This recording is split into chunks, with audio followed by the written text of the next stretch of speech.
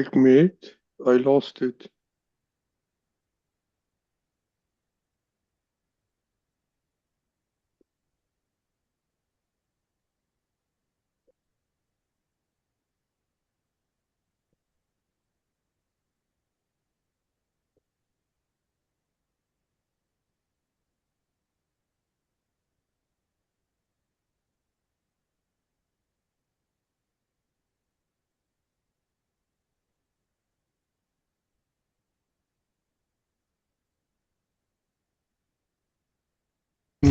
ખુલ્લી અથડામણ તીર છૂટેલા કાતિલ વેણ અહમ દુભાવી મનને ભાંગી દુઃખ બોલાવ્યું બાંધી વેળ જ્ઞાન વગર તો કોઈ કાળે પોતાની ભૂલ જડશે નહીં જો કોઈ દેખાડે ભૂલ તો આડો ચાલશે વળશે નહીં કોઈની કંઈ પણ ભૂલ દેખીને દુશ્મન કેશે પડજો ખાડે મિત્ર હશે તે સહેજ ટકોરે બચાવવાને આવશે આડે સાપેક્ષિત અહીં વિશ્વ સંબંધે છુપી રહી છે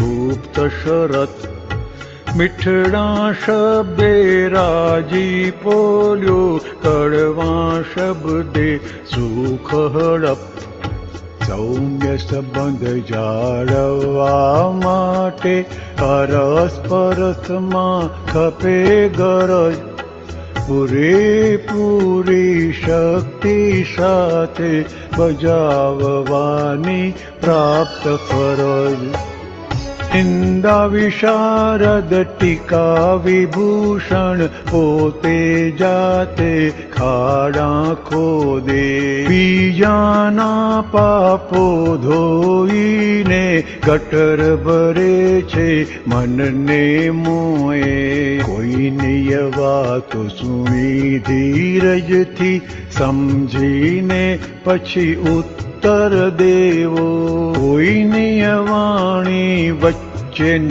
કાપો જીદની સામે મૌન જ સેવો પોતાને જે નથી દેખાતી એવી ભૂલ કોઈ દેખાડે એ જ નિમિત્તો છે ઉપકારી દોસ્ત જ દોષો દેખાડે ફરિયાદી ફરિયાદ કરાવે તમે જે ગાળો પીરસેલી તે જ રકમ પાછી દઈ જાઉં છું પૂર્વે ઉધારી કીધેલી.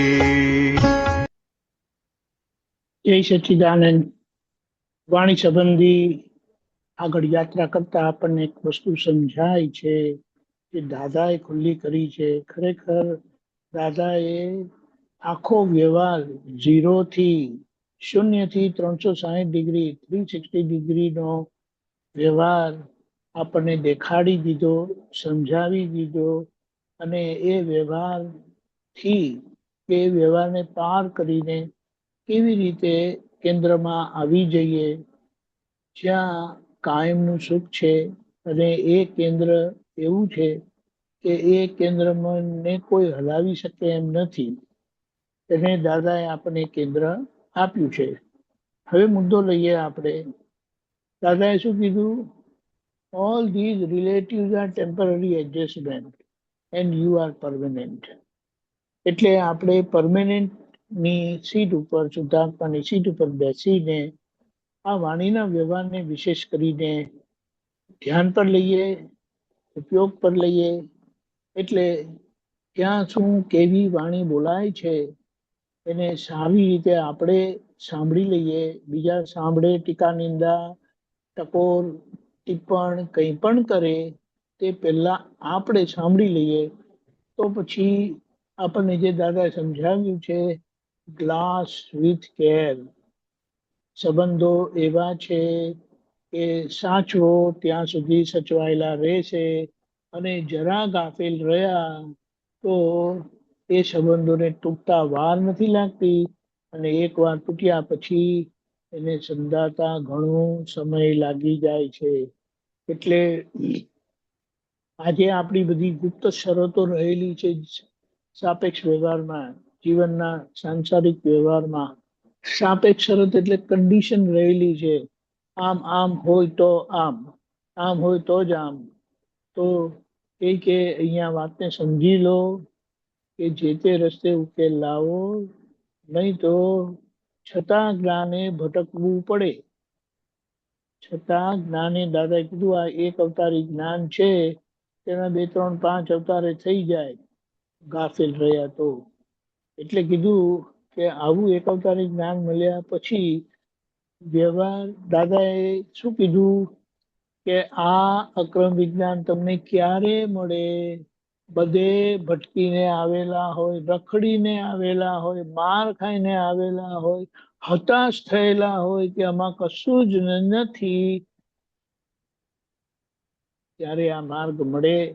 અને આ માર્ગ મળ્યો છે તો હવે સંપૂર્ણ શરણાગતિ સ્વીકાર કરીને આપણે ચાલ્યા જવાનું છે.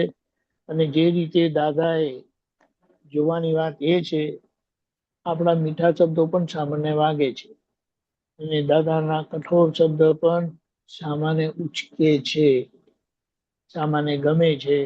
પસ્તાવો થાય છે કે અરે મેં આ શું કર્યું, દાદાને કેવું પડ્યું. અને દાદાને કીધા પછી પણ હું દાદા જોડે કેટલી વખત વિકલ્પ કરતો હતો કે દાદા તમને એવું લાગે છે પણ મને એવું નથી. કેટલી વખત સાંભળ્યું છે એવું. અને જો બહાર નહીં બોલતા હોય તો અંદર લાગે કે આ દાદાને સમજણ નથી પડતી. આ ખરેખર છેલ્લો માર્ગ છે, છેલ્લો દરવાજો છે. આ પછી કોઈ માર્ગ નથી. કારણ કે